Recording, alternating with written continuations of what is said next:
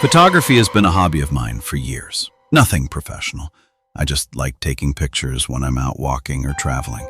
Cafes, streets, parks, random buildings. About a year ago, I noticed something strange. I had taken a photo of a small cafe terrace because I liked the string lights hanging above the tables. Later that evening, while scrolling through the pictures, I noticed a woman standing across the street in the background. Gray coat, long, dark hair. She wasn't doing anything unusual, but there was something about her that stood out. Maybe the coat, maybe the way she was standing still while everyone else was walking past. She was also looking straight toward the camera. I didn't think much of it. It was a public street. People end up in photos all the time. But something about her stuck with me. A few weeks later, I was looking through pictures from a walk in the park when I saw her again. Same gray coat, same long, dark hair. She was standing near a bench this time, partly hidden behind a tree. That was the moment I actually paused. At first, I assumed it was coincidence. Maybe it wasn't even the same person. But the longer I looked at the photo, the more certain I became that it was. Out of curiosity, I started going through older photos. And that's when things started getting strange. She wasn't in every photo, but she appeared in far more than she should have. A street photo from another city, a picture from a museum courtyard, a random shot from a vacation 2 years earlier. Always somewhere in the background, never close, never the focus of the image. Sometimes she stood next to a table on a terrace, sometimes across the street. Once, she was barely visible between two parked cars. And strangely, I could never see her face clearly. Either her hair covered it, or she was turned away slightly. In one photo, she was standing sideways, and I could see her in profile, but her face was mostly in shadow. After noticing the pattern, I started checking every new photo I took. Sometimes she was there, sometimes she wasn't. Eventually, I started testing it. One afternoon, I went to a square downtown and took several photos in different directions. She appeared in 2 of them, always far away, always somewhere behind everything else. That's when I started going through much older photos. Eventually, I opened a folder my mom had sent me a while ago, old family photos from when I was a kid. Birthdays, backyard pictures, school events. At first, everything looked normal. Then I noticed her again. It was a picture of me when I was about 6. I was sitting at a picnic table in our garden. At first, I didn't see anything strange. Then I noticed a figure standing near the sidewalk behind our fence. A woman. Long, dark hair, gray coat.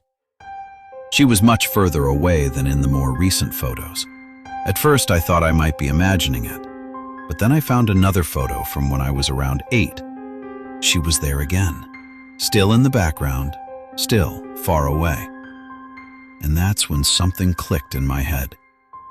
In the older photos, she always seemed much further away, across the street, behind a fence, near the end of a sidewalk. But in the more recent photos, she seemed closer. Not close enough to be the focus, but definitely closer than before. I spent hours going through pictures from different years, and the pattern became clearer. In older photos, she was always very far away. Over the years, she appeared gradually closer in the background. Still, never the subject of the photo, still never looking directly at the camera.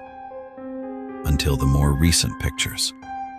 Last night, I took a photo inside my apartment, just my desk and my laptop. The lighting looked nice with the streetlight outside the window. At first, I thought this was one of the pictures where she wasn't there. Then I noticed the reflection in the window behind my desk, across the street, standing under the streetlight, closer than she had ever been before. The gray coat, the long, dark hair, and for the first time in any photo I have of her, she was looking directly into the camera. I've lived in my current house for about 3 years now. It's a small place just outside town, nothing unusual about it. I lived there with my dog Max and my cat Luna. Max was a golden retriever. He was always incredibly calm and friendly, the kind of dog that greeted every single person like they were his best friend. Luna, on the other hand, was the complete opposite. She was a small black cat who mostly kept to herself. She tolerated Max, but usually preferred watching everything from the top of the shelf or the back of the couch. About 6 months ago, I started noticing small changes in their behavior.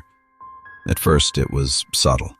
Sometimes Max would suddenly stop playing and stare at something in the room like he heard a noise I couldn't. Luna did something similar a few times. She would suddenly look toward the hallway or the living room corner and then immediately leave the room. I assumed they were reacting to sounds in the walls or something outside. But over time, both of them seemed increasingly uneasy. Max would occasionally walk into the living room and suddenly freeze, his eyes fixed on the far corner near the bookshelf. His ears would perk up like he was listening to something. Luna reacted very differently. Whenever she looked toward that corner, she would immediately leave the room. Within a few weeks, the pattern became obvious. Everything seemed focused on that one corner. Max started avoiding walking too close to it. If he passed by, he lowered his head and moved quickly. Sometimes he let out a low growl. I checked the area multiple times, behind the shelf, inside the wall, under the floorboards. Nothing. Then his behavior got worse. The growling became more frequent. Sometimes he would sit in the middle of the room staring at that corner for minutes. Eventually, something even stranger started happening.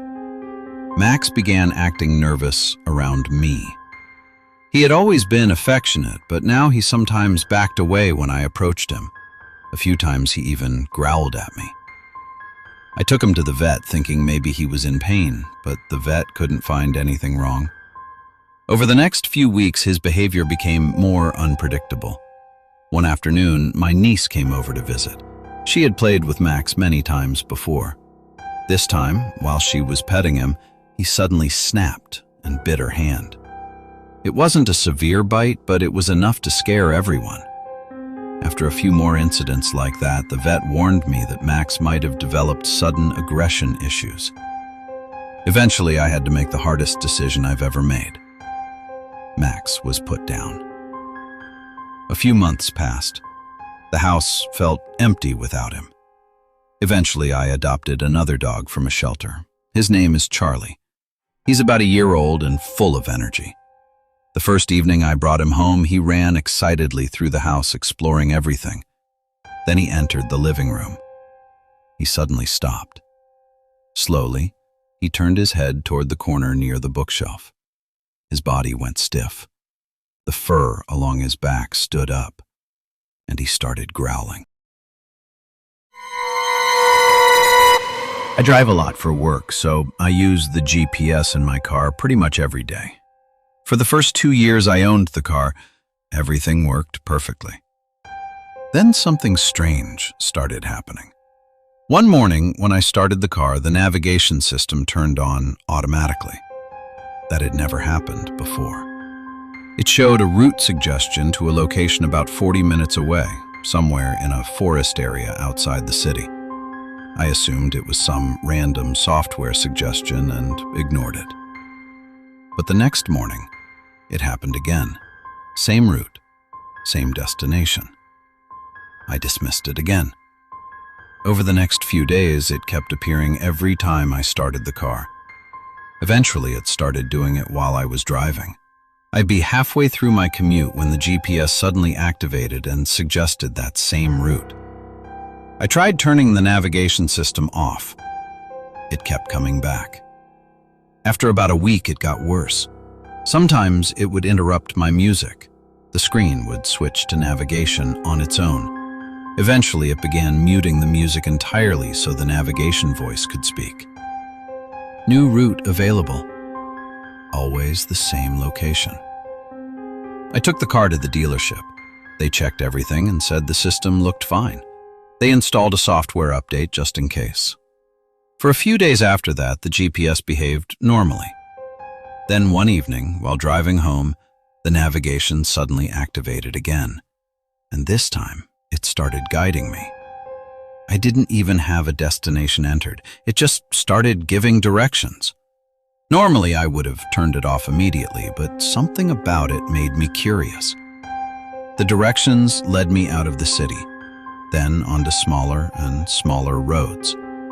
Eventually, I realized it was guiding me toward that same forest location it had been suggesting for weeks. By the time I noticed, I was only a few minutes away. So I kept driving. The road ended in a small gravel clearing surrounded by trees. My car stopped. The GPS screen said, "You have arrived." The forest was completely silent. I suddenly had this overwhelming feeling that I shouldn't be there, like someone was watching me. Then the navigation voice spoke again. "Stop the car." I didn't even realize the engine was still running. I looked around for a few seconds, but I couldn't see anything. The feeling got stronger, so I immediately turned the car around and drove away. The GPS went silent. Since that night, it has never suggested that location again, not once. Almost like it just needed to make sure I knew where it was. A few months ago, my old school posted a photo album on their social media page. It wasn't just one photo, it was a big collection of pictures from different school trips over the years. Ski trips, hiking trips, camping trips, mostly from around 2008 to 2012. While scrolling through the album, I suddenly saw a photo of my class. We were around 14 at the time. I recognized everyone immediately, including myself. We were standing in front of what looked like a wooden chalet somewhere in the mountains. Everyone looked happy, smiling, laughing, making stupid poses. It looked like a completely normal school trip. But I had absolutely no memory of it. At first, I assumed I just forgot. It had been more than 10 years, but something about the picture made me uneasy. Then I saw another photo from the same trip, the chalet again. The moment I looked at it, I felt this sudden wave of panic. My heart started racing. My hands actually started sweating. I couldn't explain why, but the place made me feel incredibly uncomfortable. So I contacted a few people from my old class. I asked if they remembered that trip. Most of them said the same thing. They didn't remember it either. One friend said the photos looked vaguely familiar, but she couldn't recall anything specific about the trip. That made things even stranger. Eventually, I asked my mom about it. The moment I mentioned the trip, she went completely pale. She sat down and asked me if I really didn't remember anything. I told her no.